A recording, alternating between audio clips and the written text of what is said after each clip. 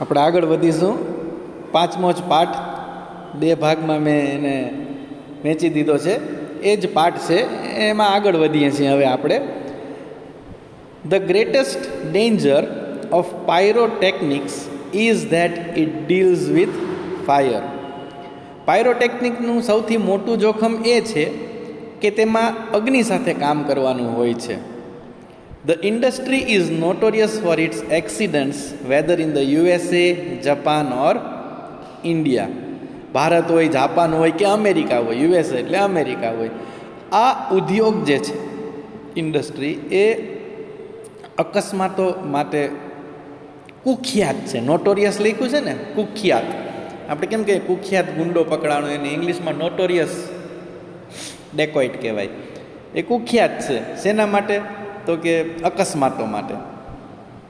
Though the mixture is stable if kept cool and dry, it can catch fire if heat is accidentally applied through too much friction sometimes or from a spark or an impact.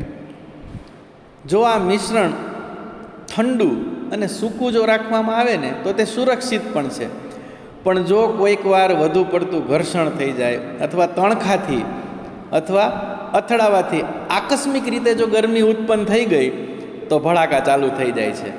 એમાં scientist are looking for ways of making fireworks easier.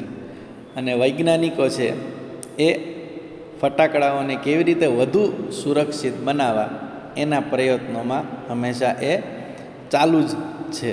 એના પ્રયત્નો ફટાકડાઓને સુરક્ષિત બનાવવામાં. In India, fireworks used to be imported from China. ભારતમાં તો ચીનથી ફટાકડાનું આયાત કરતું. During the Second World War, these imports were stopped and the safety match producers of Sivakasi in Tamil Nadu began manufacturing fireworks for Deepavali. Bharat ચીનથી ફટાકડા આયાત કરતું હતું, પરંતુ જ્યારે બીજું વિશ્વયુદ્ધ થયું ત્યારે આ આયાત બંધ કરવામાં આવી. અને ત્યાર પછીથી એટલે કે તામિલનાડુમાં સિવાકાસીમાં કહે છે કે જે દિવાસળીના ઉત્પાદકો હતા એમણે ફટાકડાનું ઉત્પાદન શરૂ કર્યું. In 1992, the country used about 60 crores worth of fireworks and 60 to 70% of this came from Sivakasi. 1992માં દેશમાં લગભગ 60 કરોડના ફટાકડા વેચાયેલા. 1992 એટલે બહુ જૂની વાત છે. 28 વર્ષ થઈ ગયા એ વાતને. 28 વર્ષ પહેલાં ભારતમાં 60 કરોડ રૂપિયાના ફટાકડા વેચાયેલા, જેમાંથી 60થી 70% ફટાકડા તો ફક્ત એક જગ્યાએથી જ આવેલા છે, તામિલનાડુમાં સિવાકાસી નામનું ગામ છે ત્યાં. આ ફેક્ટરીમાં પહેલાં ફક્ત દિવાસળી બનતી હતી, હવે એ લોકોએ ફટાકડાનું ઉત્પાદન પણ ચાલુ કરેલું. In Sivakasi, fireworks are manufactured in a number of small units. સિવાકાસીમાં જે છે ફટાકડાના નાના નાના એકમો બનાવવામાં આવે છે. 3 months before the festival is the busiest time for these units. અને તહેવાર પહેલાંના 3 મહિના ત્યારે આ નાના નાના જે યુનિટ છે, એકમો જે છે એ અતિ વ્યસ્ત હોય છે. Fireworks are transported to every nook and corner of the country. અને દેશના દરેક ખૂણે ફટાકડા પહોંચાડવાની જવાબદારી આ લોકોની છે અને એ પહોંચાડે પણ છે. The working conditions of these units are however far from satisfactory.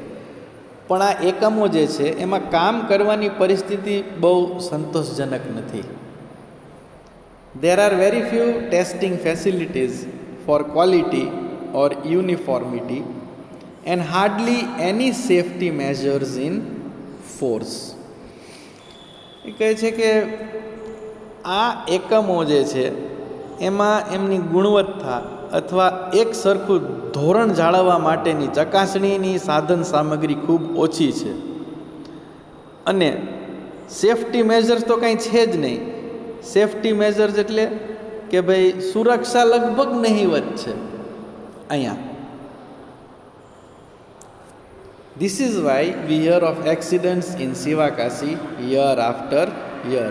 અને આના જ કારણે સુરક્ષા લગભગ નહીવત હોવાને કારણે દર વર્ષે આપણે શિવાકાશીમાં થતા અકસ્માતો વિશે સાંભળતા હોઈએ છીએ. It is very difficult to get information on how to manufacture fireworks because it is not considered safe to give everybody the details. ફટાકડાનું ઉત્પાદન કેવી રીતે થાય છે તેની માહિતી મેળવવી અતિ મુશ્કેલ છે, કારણ કે આ માહિતીની વિગતો આપવી એ સુરક્ષિત નથી ગણાતું. આ કારણોસર ફટાકડાનું ઉત્પાદન કેમ થાય છે એ હંમેશા મુશ્કેલી જ વાળું કામ રહ્યું છે. Only very few reliable persons are taught this art. ખૂબ ઓછા વિશ્વાસપાત્ર લોકોને જ આ કળા શીખવાડવામાં આવે છે. બધાને આનું જ્ઞાન હોતું નથી. In many countries fireworks are not allowed to be used by individuals. ઘણા તો એવા દેશો છે જ્યાં વ્યક્તિગત રીતે ફટાકડાનો ઉપયોગ કરવા દેવામાં આવતો નથી. તમે કદાચ દિવાળીનો તહેવાર હોય છે ત્યારે તમે એકલા પણ ફટાકડા ફોડો છો ને? હા, મોટેરાઓ તમારી આજુબાજુ હોય, પણ ઘણી વખત તો મોટા વડીલો ન હોય ને આપણે એકલા ફટાકડા ફોડી લેતા હોઈએ છીએ. પણ ઘણા એવા દેશો છે જ્યાં ફટાકડા ફોડવાની એકલા માણસને છૂટ નથી, પછી નાના ઉંમરના હોય કે મોટી ઉંમરના હોય. Only community displays specially organised with the help of experts are allowed. અને આ દેશોમાં કેવી રીતે તો ફટાકડા ફોડે છે તો કહે છે કે નિષ્ણાતોની મદદથી ખાસ આયોજિત સાર્વજનિક પ્રદર્શનોને જ પરવાનગી આપવામાં આવે છે.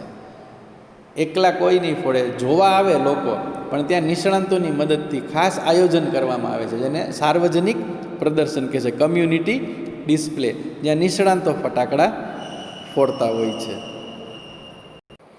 A great deal of care is taken for safety at these displays. અને આ પ્રદર્શનો જે છે એમાં સુરક્ષાની ખૂબ જ કાળજી લેવામાં આવે છે. However, since even children are allowed to play with fireworks in India, it is important to observe certain safety rules. પણ ભારતમાં તો બાળકો પણ ફટાકડા ફોડે છે, જ્યારે અમુક દેશો એવા છે જ્યાં કોઈને ફટાકડા ફોડવાની છૂટ નથી. નિષ્ણાતોની જ મદદથી સાર્વજનિક જગ્યાએ ફટાકડા ફોડવામાં આવે છે. તો ભારતમાં શું કરવાનું? અહીંયા તો બાળકો પણ ફટાકડા ફોડે છે. તો એ કહે છે કે બાળકો ફટાકડા ફોડતા હોવાથી અમુક ચોક્કસ સુરક્ષાના નિયમોનું પાલન કરવું મહત્ત્વનું બની જાય છે. Fireworks should be stored, handled and lit with care. ફટાકડા જે છે એનો સંગ્રહ કરવો અને એનો ઉપયોગ કરવો એ ખૂબ કાળજીપૂર્વક કરવો જોઈએ. વિથ કેર એટલે ખૂબ કાળજીપૂર્વક. હીટર, ગેસનો બાટલો અથવા અગ્નિ હોય તેવી જગ્યામાં કદી પણ ફટાકડાનો સંગ્રહ અથવા ઉપયોગ કરવો ન જોઈએ. One should never wear long loose clothes or nylon clothes when lighting crackers. અને આપણે જ્યારે ફટાકડા ફોડતા હોઈએ છીએ ત્યારે લાંબા ઢીલા કપડાં અથવા નાયલોનના કપડાં પહેરવા ન જોઈએ. And since the powder is poisonous, they should never be carried loose in your pocket or your hand. હવે ફટાકડામાં જે વપરાતો પાવડર છે, બ્લેક પાવડર જેને આપણે કહીએ, એ ઝેરી હોય છે. તેથી તેને તમારા ખિસ્સામાં અથવા હાથમાં કદી રાખશો નહીં. Also fireworks should never ever be lit inside a house. અને ઘરમાં કદી પણ ફટાકડા ફોડવા નહીં. Never bend over a firework when you are lighting it and never use fireworks to frighten people. ને કહે છે કે ફટાકડા ફોડતી વખતે એક વસ્તુનું ખાસ ધ્યાન રાખવાનું કે તમે તેના પર નીચા નમીને ક્યારેય જોવું નહીં અને લોકોને ડરાવવા માટે કદી પણ ફટાકડાનો ઉપયોગ કરશો નહીં. In spite of being careful you do get a burn. Go to a doctor instead of applying oil or ointment. આપણે પૂરેપૂરી સાવચેતી રાખવા હોવા છતાં, સાવધ હોવા છતાં તમે દાઝી જાઓ તો તેલ અથવા મલમ લગાવવાને બદલે તુરંત જ ડૉક્ટર પાસે જવું હિતાવ છે. With care and consideration we can make hour favourite festival a much safer one. અને આપણો જે અતિ મનગમતો તહેવાર છે દિવાળીનો, જો કાળજીપૂર્વક અને સાવધાનીપૂર્વક આપણે ફટાકડા ફોડીએ તો આ જે આપણો તહેવાર છે એ ઘણો આપણે સુરક્ષિત બનાવી શકીશું. હવે અહીંયા સ્ટુડન્ટ્સ પાઠ આપણો પૂરો થાય છે. સમજૂતી પાઠની પૂરી થઈ. તમારે વર્કબુકમાં પ્રશ્નો જવાબ લખી લેવાના છે. જેટલું તમને વર્કબુકમાં આવડે એટલું ભરી લેજો. ગ્રામરમાં મેં ફંક્શન્સ શીખવાડી દીધા છે, એટલે ફંક્શન્સના જેટલા પણ તમારે ખાલી જગ્યાઓ છે કે જેટલા ફંક્શન્સની એક્સરસાઇઝ છે એ પણ તમે વર્કબુકમાં લખી લેજો.